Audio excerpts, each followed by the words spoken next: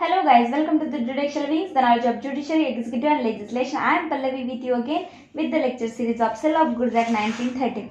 Friends, हमने हमारे last video में सेक्शन 54 तक कंप्लीट कर लिया था और आज हम देखने जा रहे हैं चैप्टर 6 जो डील करता है suits for breach of the contract. देखिए, जब भी कोई भी कॉन्ट्रैक्ट ब्रीच हो जाता है तो उस पे हम सूट इंस्टीट्यूट करते हैं। तो यही बोला गया है इस चैप्टर 55 में बोला गया है सूट फॉर प्राइस। देखिए, सूट फॉर प्राइस यानी ये सेलर का राइट बता रहा है, क्योंकि तो देखिए यहाँ पे सेलर के राइट के बारे में बताया गया है। सूट फॉर प्राइस यानी सेलर जो है प्राइस की डिमांड कर रहा है बायर को, अगर बायर नहीं देता तो यहाँ पे क्या होगा, सूट इंस्टीट्यूट करेगा सेलर बायर के अगेंस्ट। तो देखिए क्या कहा गया है सेक्शन 55 में, where under a contract of sale the property in the goods has passed to the buyer and the buyer wrongfully neglects or refuses to pay for the goods according to the term of the contract, the seller may sue him for the price of the goods।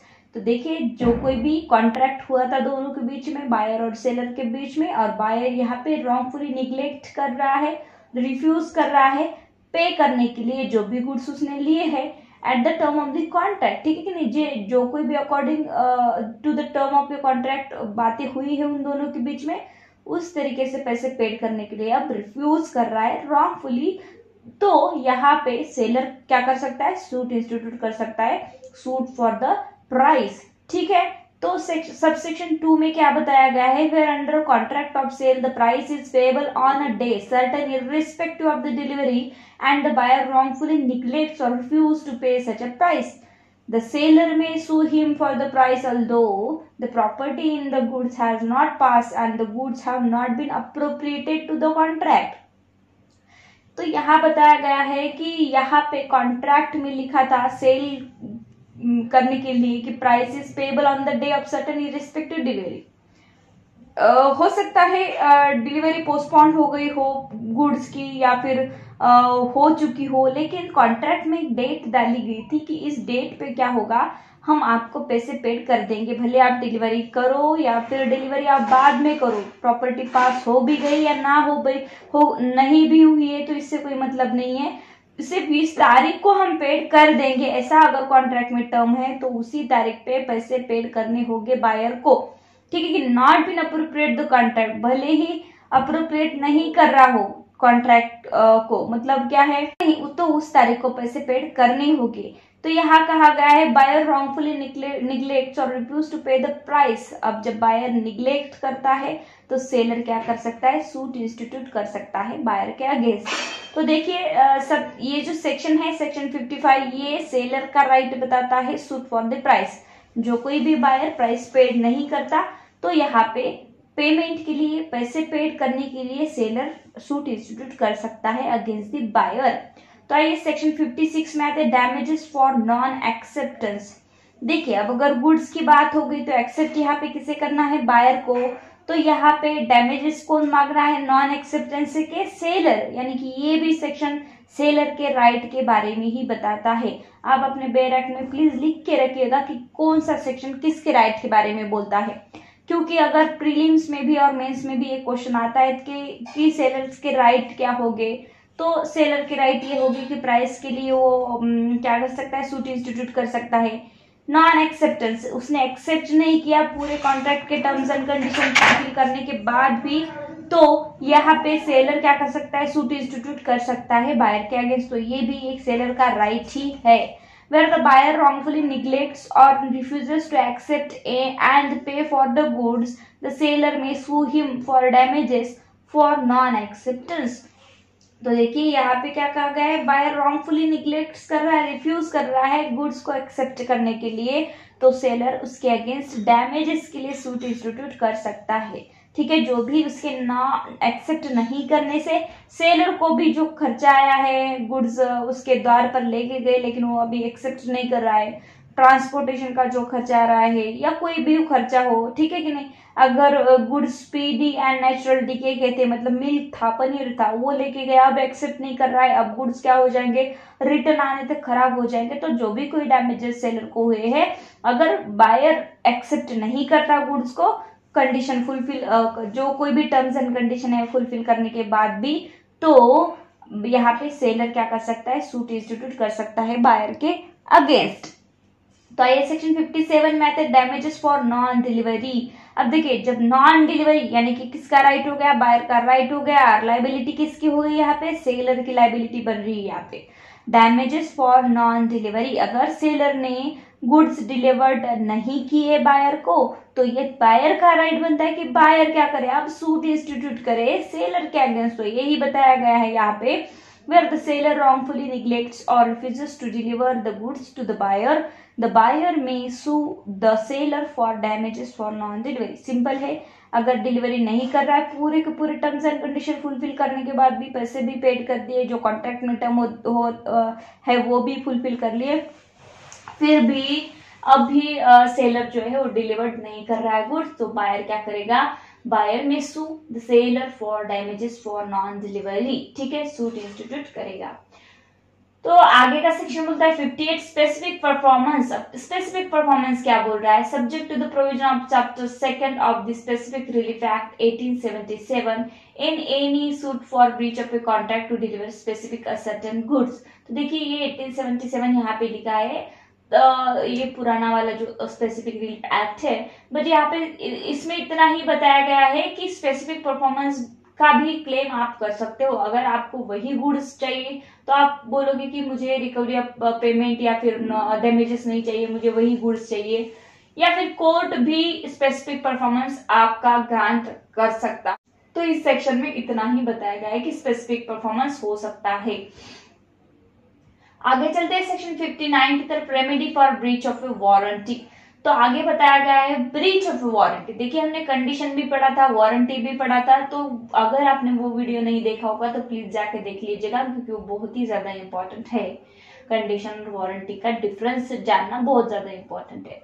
तो यहाँ पे breach of warranty के बारे में बताया गया, अगर कोई वारंटी को ब्रीच करता है तो वहां पे क्या रेमेडी है।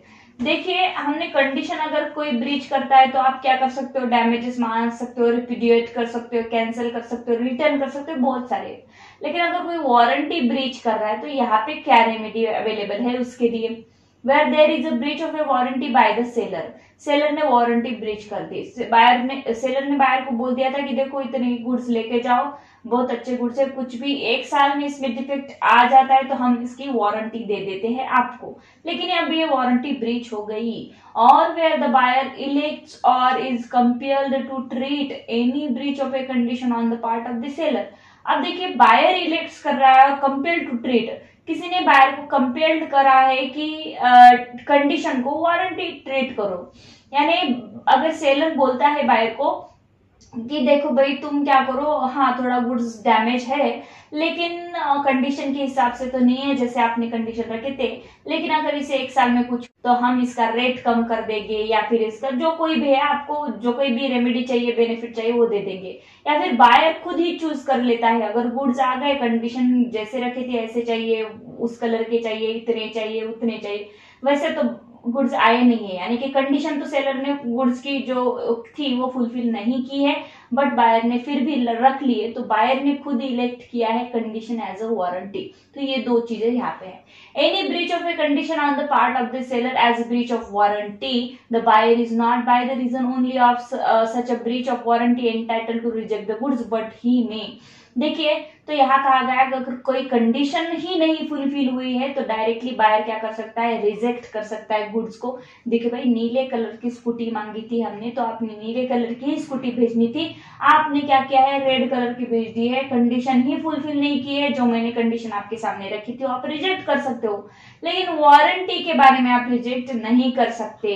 ठीक है, तो प्लीज प्लीज जाके वो वीडियो देखिएगा, इससे आपको समझ में आ जाएगा कि कंडीशन किसे कहा जाता है, वारंटी किसे, और फिर और उसके बाद में आप सेक्शन 59 इजीली समझ पाओगे। तो यहाँ पे कहा गया रिजेक्ट तो नहीं कर सकता बायर, बट बायर में, लेकिन बायर क्या क्या कर सकता है, उसके रेमेडी क्या है उसके पास, तो ये नीचे दी गई है।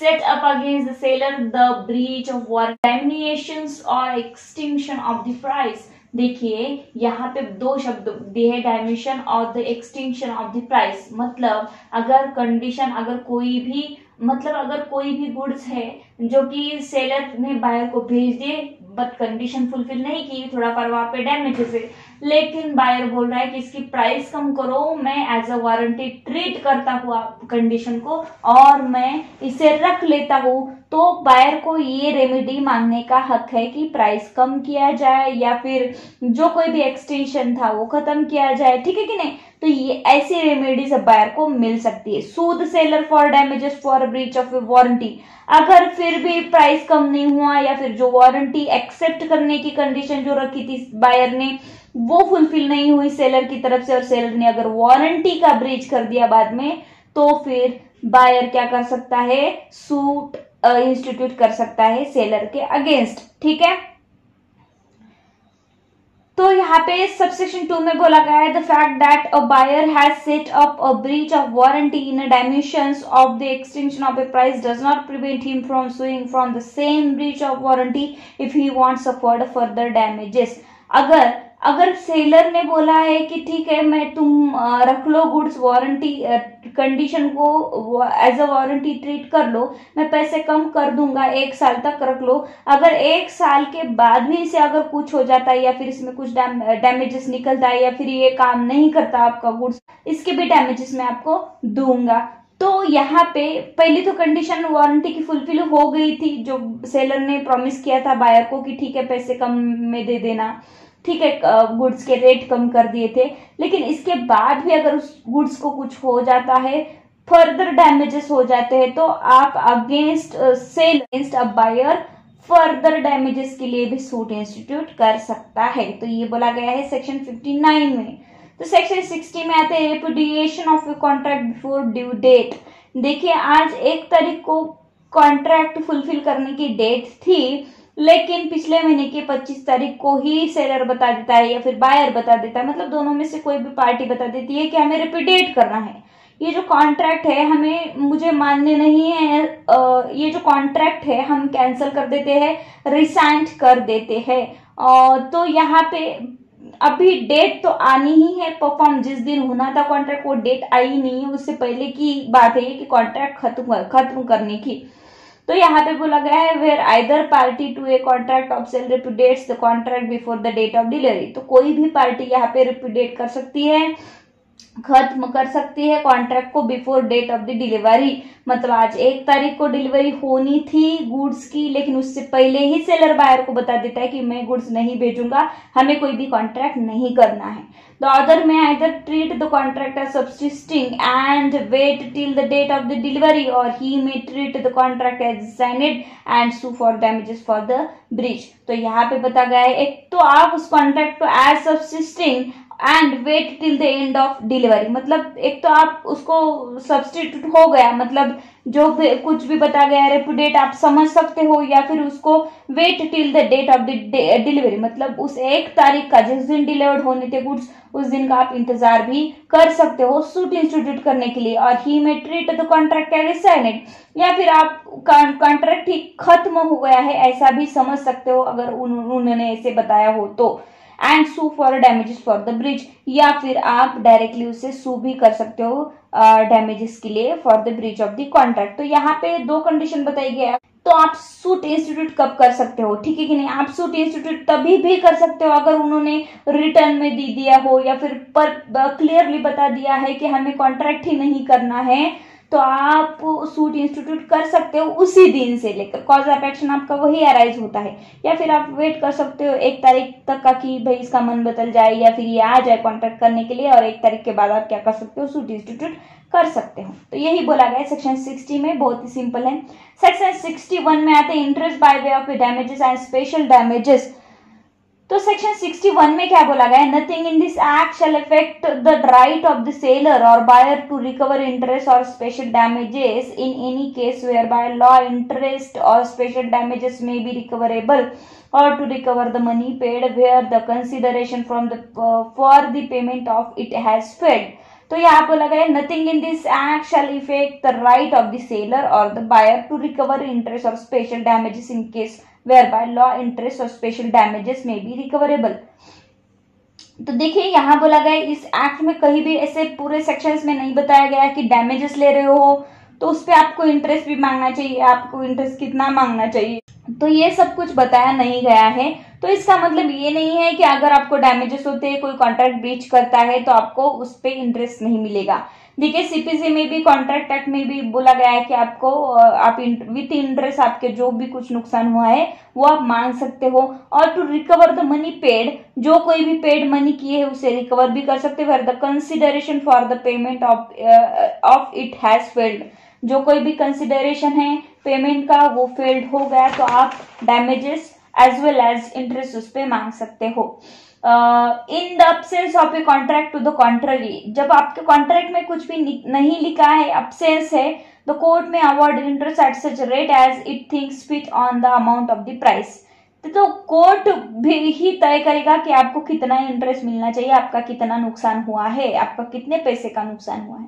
अगर आपने कॉन्ट्रैक्ट करते समय उस कॉन्ट्रैक्ट में लिखा होगा कि अगर कोई भी कॉन्ट्रैक्ट ब्रीच हो जाता है तो मुझे 5% या 6% इंटरेस्ट आपको देना होगा, जितना भी पैसा पेड कर रहा हूं मैं उसके ऊपर, ठीक है। तो अगर कॉन्ट्रैक्ट में लिखा है तो कोई बात नहीं है। मैं हमेशा आपको बोलती हूँ कि अगर कॉन्ट्रैक्ट में ही लिखा है तो वो प्रिपेयर करेगा पहले।